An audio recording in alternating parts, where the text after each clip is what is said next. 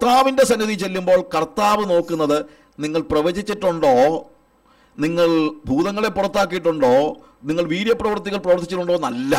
അന്ത്യകാലത്ത്, അന്ത്യനാളിൽ ദൈവം നിങ്ങളെ അങ്ങോട്ട് കയറ്റുന്നത് നിങ്ങളുടെ ഈ തരത്തിലുള്ള ഒരു ശുശ്രൂഷ കൊണ്ടോ പെർഫോമൻസ് കൊണ്ടോ അല്ല.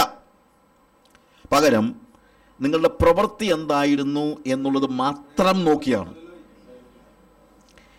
ഞാനിത് വായിക്കുമ്പോൾ എൻ്റെ മനസ്സിൽ ഈ വഞ്ചന എന്ന് പറയാനുള്ള കാരണം എന്താണ്? അതായത് നമ്മുടെ ഇന്നത്തെ സമൂഹത്തിന് പറ്റിയിരിക്കുന്ന ഒരു വലിയൊരു വഞ്ചനയുണ്ട്.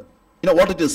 In fact, we think what all things that we do inside the church, that's the thing that makes us enter into heaven. നമ്മുടെ ചിന്ത സഭാഹോളിനകത്ത് വന്ന് നമ്മൾ എന്തൊക്കെ ചെയ്യുന്നോ അതാണ് നമ്മളെ സ്വർഗത്തിലേക്ക് പ്രവേശിപ്പിക്കുന്നതെന്നാണ് നമ്മൾ എങ്ങനെയോ ചിന്തിച്ചിരിക്കുന്നത്. You understand what I say?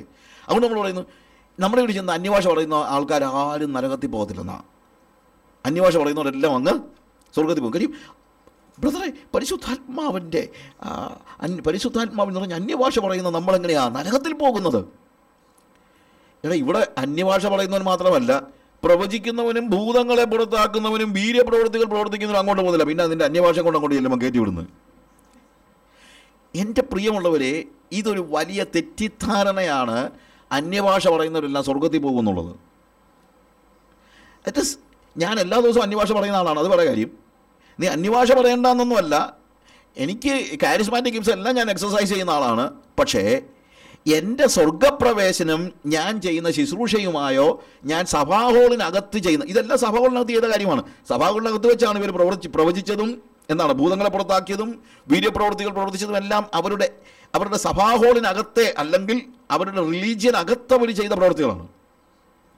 കർത്താവ് പറഞ്ഞു, അത് ഞാൻ കാണുന്നേ ഇല്ല. കാര്യം അതിൻ്റെ മുമ്പിൽ പർവ്വതം പോലെ വന്നു നിന്നത് എന്താണ്? നിങ്ങളുടെ അധർമ്മമാണ്.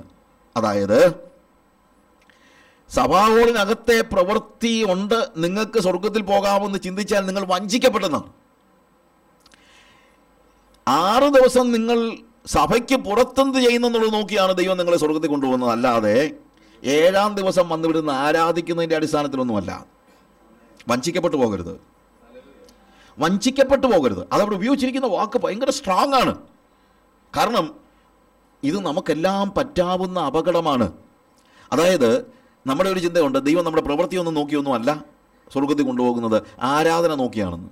പ്രിയമുള്ളവരെ, ആരാധന നോക്കിയൊന്നും ആരെയും ദൈവം സ്വർഗത്തിൽ കൊണ്ടുപോകത്തില്ല.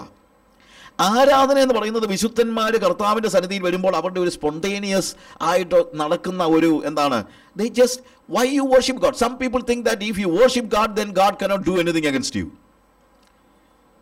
ഒരു തെറ്റായ ധാരണയാണ്. നിങ്ങളുടെ വേർഷിപ്പ് എന്ന് പറയുന്നത് അങ്ങനെയാണെങ്കിൽ കയ്യിനും വർഷിപ്പ് ചെയ്തില്ലേ? കയ്യിനും ദൈവത്തെ എന്ത് ചെയ്തു? വർഷിപ്പ് ചെയ്തു. ആരാണ് വർഷിപ്പ് ചെയ്യാത്ത ആൾക്കാരാരാണ്? അതൊന്നും ദൈവസന്നിധിയിൽ അതൊന്നും ഒരു വിഷയമല്ല. വേർഷിപ്പ് നമ്മൾ ഉദ്ദേശിക്കുന്ന കാര്യങ്ങളല്ല പലപ്പോഴും എന്താണ് വേർഷിപ്പ് എന്ന് പറയുന്നത്. അത് നിങ്ങൾക്ക് ദൈവത്തോടുള്ള റെസ്പോൺസ് മാത്രമാണ്. അല്ലാതെ ഈ പ്രവൃത്തി അതുകൊണ്ട് അത് വെച്ച് ആരെയും ദൈവം എന്താണ് ഒരാളെ സ്വർഗത്തിലേക്ക് കയറ്റി വിടാതിരിക്കുകയോ ചെയ്തില്ല. എന്നാൽ ദൈവം കൽപ്പിച്ചിട്ടുള്ള കാര്യങ്ങളെ ചെയ്യാൻ നിങ്ങൾക്ക് കഴിയുന്നില്ലെങ്കിൽ, നിങ്ങൾ അന്യായം ചെയ്യുന്നുവെങ്കിൽ, അന്യായം ചെയ്യുന്നവൻ എന്ത് ചെയ്തില്ല? ദൈവരാജ്യം അവകാശമാക്കുകയില്ല.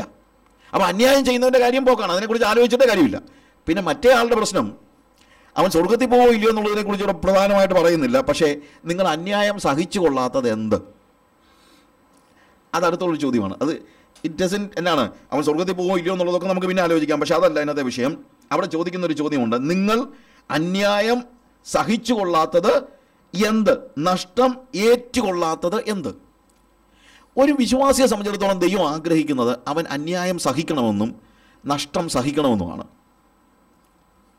അല്ലാതെ അന്യായം ആരെങ്കിലും അവനെതിരെ അന്യായം ചെയ്യുമ്പോഴത്തേക്ക് ന്യായത്തിനും നീതിക്കും വേണ്ടി അവൻ പ്രവർത്തിക്കണമെന്ന് ദൈവം, അല്ലെങ്കിൽ അതിനുവേണ്ടി അവന് ന്യായം കിട്ടാനായിട്ട് നിലവിളിക്കണമെന്ന്, അല്ലെങ്കിൽ അതിനുവേണ്ടി പ്രവർത്തിക്കണമെന്ന്, അതിനുവേണ്ടി കേസ് കൊടുക്കണമെന്ന് ദൈവം ആഗ്രഹിക്കുന്നില്ല.